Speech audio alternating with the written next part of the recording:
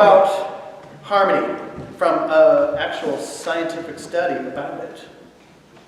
Harmony studies the phenomenon of combining notes in music to produce a pleasing effect greater than the sum of its parts. And that's the greater than the sum of its parts part. That's my favorite, as well demonstrated just by that. So harmony is the intersection of aesthetics and mathematics.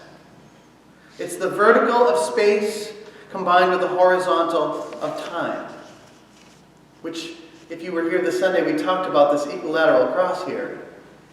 It's almost like the symbol of that. It's the center point of the rational and the irrational. As such, science has very much to say on the subject and very little understanding of what actually makes it so powerful.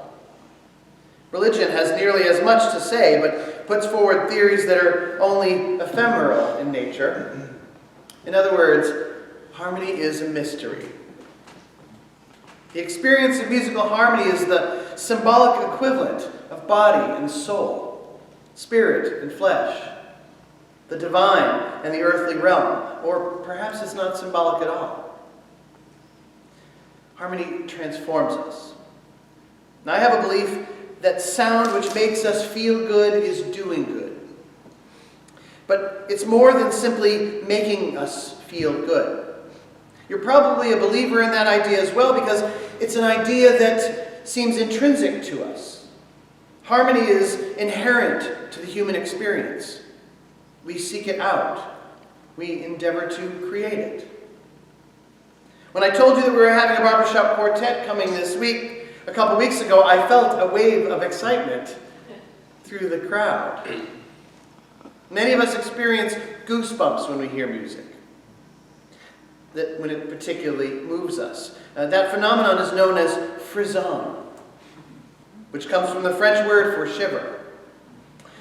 Getting goosebumps when we hear music is also known as aesthetic chills or psychogenic shivers. While frisson is usually known for being evoked by experiences with music, the phenomenon can additionally be triggered by other things that emotionally move us, like poetry, beauty in nature or art, or even eloquent speeches. But I think there's something to the idea of harmony that is as astonishing as it is mundane. Because harmony occurs to us every day of our lives. We constantly receive the vibrations and things in harmony with each other. Everything from a jingle in a commercial on TV to the pleasant feeling we get when we're in agreement with someone. In 2 weeks, during this same Sunday morning service, we will experience harmony in yet another way when we experience a crystal bowl sound bath service here in this same space, washing the sanctuary walls with yet another blessing of sound. Every week here, we experience harmony. Not only from the wonderful music played by our own Colin Johnson, or by our choir, who you mostly gave the day off today to, so thank you. We've got a few ringers here holding up the hymns for us. But we've also been lucky enough to host such as last week's Easter service and other services here, and Christmas. We also, and this is the part that I am most impressed and pleased by, we enjoy a harmony of spirit amongst one another. Has anyone noticed how well this congregation gets along with one another? Unless there's some drama I'm just not hearing about, we get along remarkably well with one another. And I'm sure you've heard some congregational horror stories. I certainly have, and I know this congregation has had some of its own in the past. There's nothing to be sniffed at with that.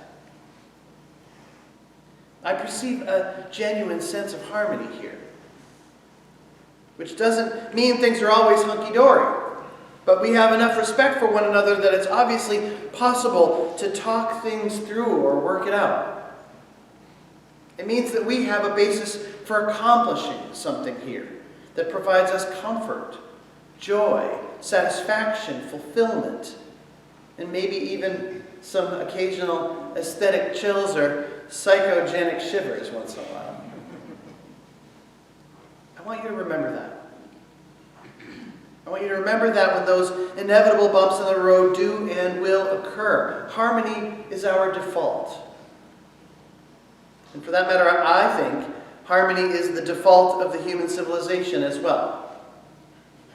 I know, don't sprain your eye sockets rolling them. But I really do. In spite of what we see in the news or social media, I firmly believe that if harmony was not our default, we would already be gone. If security was not normal to us, then it wouldn't matter what locks we have on our doors. There is something inherently compassionate, empathetic, trustworthy about the human species when not made to feel afraid. That's our default. I believe that we are experiencing the growth pains of our own harmonic convergence. The fear that is unleashed when we realize some of the things we've believed to be true all of our lives are not quite as they appeared. That the concrete things we based our reality upon are actually a little bit more complex. Things like when the gap between he and she became wide enough to include a them. That's difficult. Even our grammar struggles. If our hearts are even open to it, we still. The desire to return to a time when things appeared to be simpler, more black and white, more clearly defined. It's not hard to imagine why people want to go back to that. But that was a different time signature, a different key, a different piece of music altogether from the one that understands just how beautiful a symphony is when compared to the lonely beat of one's own drum. The drum is not diminished by the symphony, but that is the fear. But the drum will learn. Give it time. Grace it with your patience and your resolve and your innate sense of harmony. Even your forgiveness, for that will be greatly needed. Give harmony a chance to do its best work. That's faith. Harmony exists all around us, as does diversity. For they are one and the same. It is simply a matter of attuning oneself to it, resonating it, transmitting it, recognizing that that is in fact your superpower, and then projecting it everywhere you go. And in doing so, you'll experience ever more frequently the frisson of knowing how unique each one of us truly is in the symphony of our greater oneness. Please rise for our closing hymn, number 20.